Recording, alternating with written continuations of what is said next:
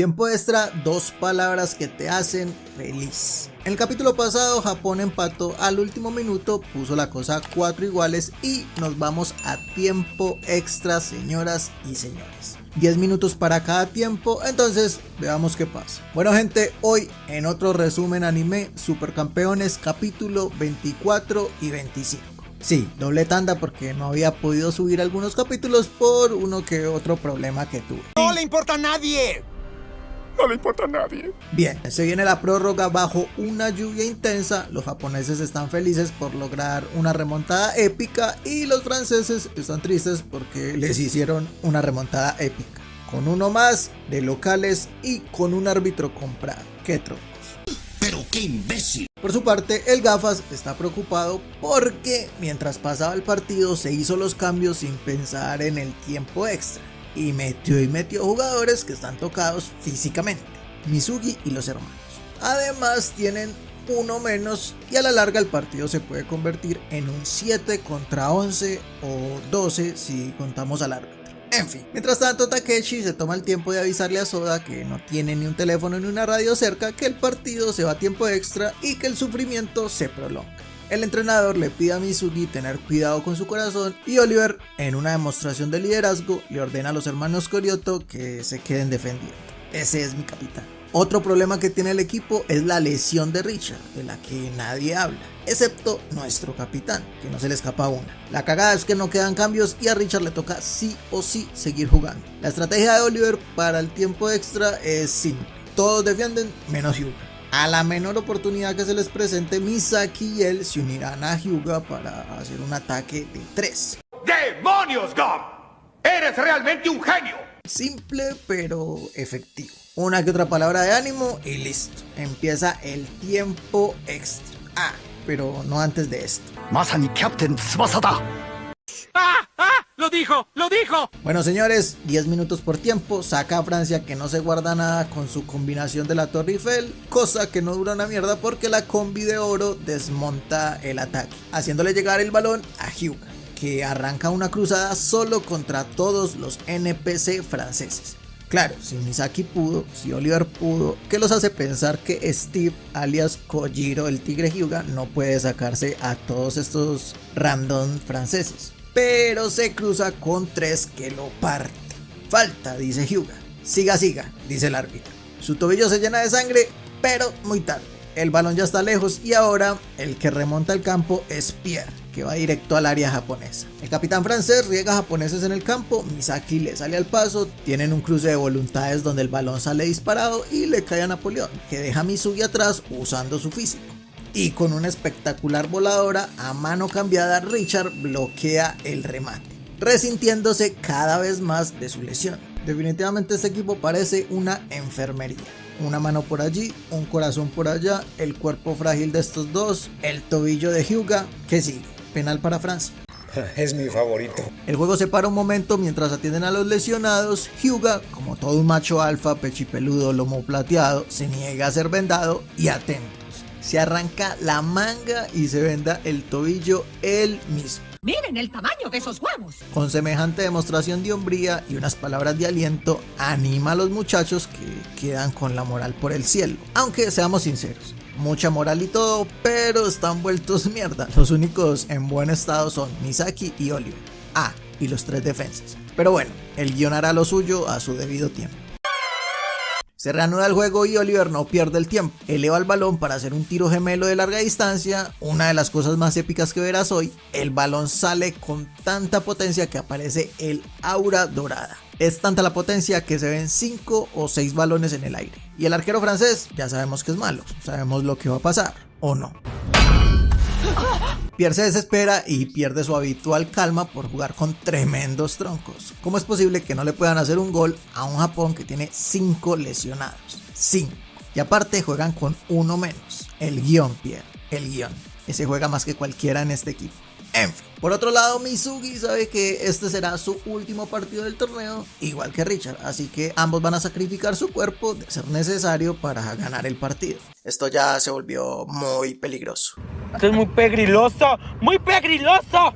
Pierre, que se lanzó solo al ataque, hace su tiro especial. Richard sigue sacrificando su mano derecha porque al parecer la mano izquierda la tiene de adorno porque nunca usa esa perra mano.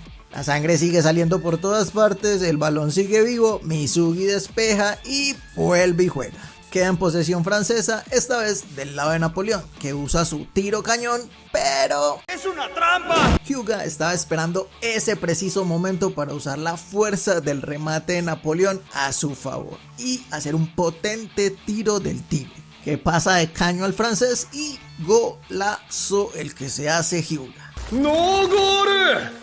Una lástima que lo anularon porque el balón entra después de que el árbitro pitó. Muy difícil ganar este partido con tantas cosas adversas, pero no pasa nada. Japón ganó en confianza para el segundo tiempo y los franceses están un poquito cagados, la verdad. El entrenador felicita a los muchachos por el esfuerzo defensivo. Tal vez es lo único que les queda en el partido, esperar el momento adecuado y atacar. Por el lado de Francia, su entrenador reconoce el gran error que cometieron al pensar que Japón no era rival para ellos. Todo un genio este señor, necesitó todo un partido con un tiempo extra para darse cuenta de eso. Como sea, el segundo tiempo empieza, Francia refresca sus líneas con 2 cambios y pone 4 delanteros, 4. Imagina tener tantas cosas a favor y tan pocas en contra, y aún así Japón tiene sus oportunidades. ¿Cómo van a sacar este partido? No lo sé, tú dime. No lo sé, pero veamos. Tanto Oliver como Misaki son marcados por 2 franchutes cada uno. El balón llega a pies de Hyuga, que se enfrenta en un mano a mano con Pierre. En un choque de voluntades, Hyuga no aguanta por su dolor en el tobillo y así pues todo Francia se lanza al ataque. Y tomo aire, 6 contra 3 defensores japoneses. Pierre lanza un centro a uno de sus NPC, centro que Richard logra despejar fácilmente con su puño izquierdo. Después de todo, sí podía usarlo. La cagada es que al caer, el francés casualmente, sin ninguna mala intención, le cae en su mano derecha. Pura casualidad.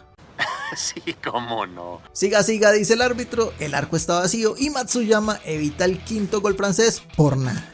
Mizugi le da moral a Richard para que continúe matándose en el arco. El balón le llega a Napoleón, que hace un tiro sin ángulo desde la banda.